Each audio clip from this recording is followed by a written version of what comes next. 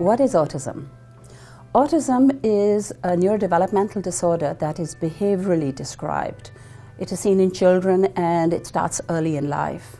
The issue is in three areas being involved, which is your social communication, disordered speech and language, not just delayed language, but disordered language or atypical language development.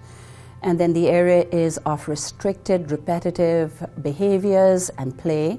And these are the three criteria that have been used in the DSM-4. The new classification, which is now the DSM-5, really focuses on two areas, which is the disordered social communication and the repetitive play or perseverative play and stereotypies, etc.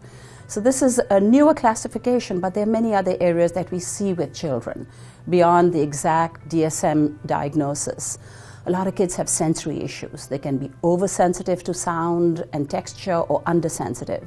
There's kids who have savant skills, very gifted. Parents come in excited, these kids are reading by 2 and 3 years of age, and actually these can or have a photographic memory or are just repeating things and have what we call echolalia, repeating words, or scripting, which is knowing a dialogue from a book or a movie verbatim. So many of these unusual things are also seen in children with what we call now the autism spectrum disorder. And medical issues is another area that we can talk about, but basically it's important to understand the behavioral disorder involved and making the diagnosis. So the term autism was first coined by Dr. Leo Kanner in the 40s. And he described children with these particular difficulties, as I mentioned, with communication, with speech, and with perseverative play and particular interests. But over the years, the naming has changed from childhood schizophrenia to psychosis to pervasive developmental disorders, and that is commonly used as well. But the current language is autism spectrum disorders because it is a matter of degree of involvement.